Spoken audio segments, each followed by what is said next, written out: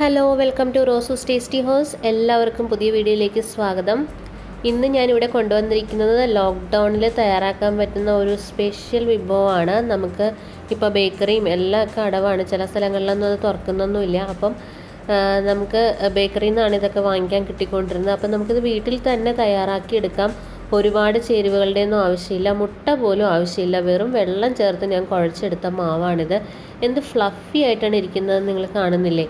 വളരെ സോഫ്റ്റായിട്ട് പഞ്ഞിക്കെട്ട് പോലെ ഇരിക്കും. ആ ഒരു രീതിയിലാണ് ഞാൻ തയ്യാറാക്കിയിരിക്കുന്നത്. അതെങ്ങനെയാണ് ചെയ്യുന്നത് നമുക്ക് നോക്കിയിട്ട് വരാം. അതിന് വേണ്ടിയിട്ട് ഞാൻ 2 കപ്പ് മൈദയുടെ മാവ് അല്ലെങ്കിൽ ഓൾ പർപ്പസ് ഫ്ലോർ ചേർക്കുക, 3 ടേബിൾ സ്പൂൺ പഞ്ചസാര, 1 ടീസ്പൂൺ ഈസ്റ്റ്, 1/2 ടീസ്പൂൺ ഉപ്പ്, ഇത്രയും കാര്യങ്ങളാണ് ഞാൻ ചേർത്ത് കൊടുക്കുന്നത്. എന്നിട്ടൊന്ന് മിക്സ് ചെയ്ത് കൊടുക്കുന്നുണ്ട്. എന്നിട്ട് ചെറിയ ചൂടുവെള്ളത്തിലാണ് ഞാനിത് കുഴച്ചിരിക്കുന്നത്. അത് വന്നിട്ട് ഒരു കപ്പ് വെള്ളം ഞാൻ എടുത്തിട്ടുണ്ടായിരുന്നു, പക്ഷെ അത് മുഴുവൻ ഞാൻ ചേർത്ത് കൊടുത്തില്ല. ഒരു 1/4 കപ്പോളം ഞാൻ ചേർത്ത് കൊടുത്തിട്ടുള്ളൂ.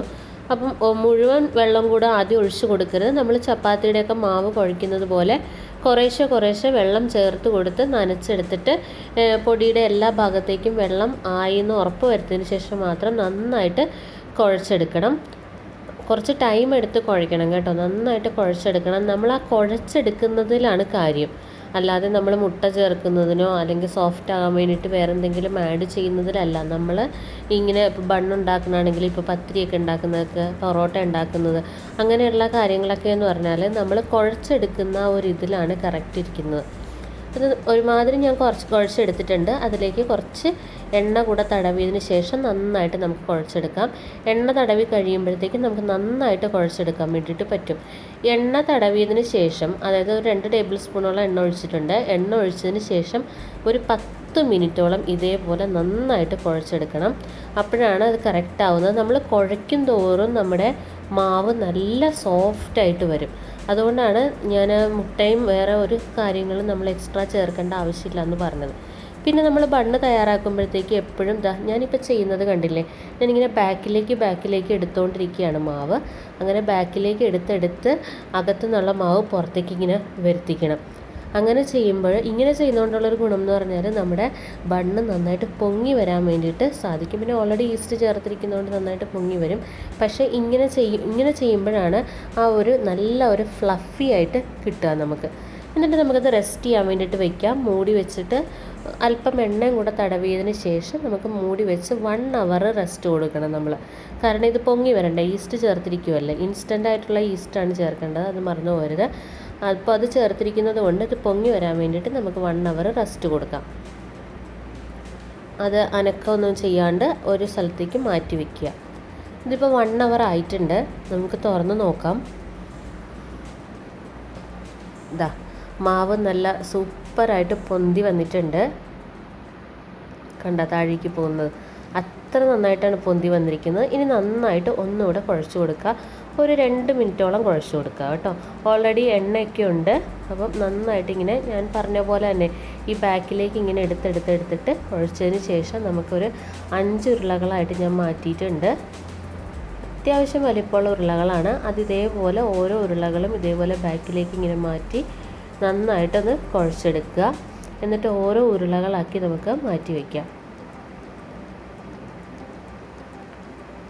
അതിനുശേഷം നമ്മളൊരു പാൻ എടുക്കുക. പാനിലാണ് നമ്മൾ ചെയ്യുന്നത്.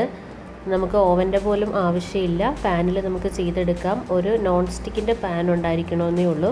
അതിലേക്ക് കുറച്ച് എണ്ണ തടവിയതിന് ശേഷം നമുക്ക് അതിലേക്ക് ഓരോ ഉരുളകളായിട്ട് ഇതേപോലെ നമുക്ക് വെച്ച് കൊടുക്കാം. ഇങ്ങനെ വെച്ച് കൊടുത്തതിന് ശേഷം നമുക്ക് ഒരു 15 മിനിറ്റ് റെസ്റ്റ് കൊടുക്കണം.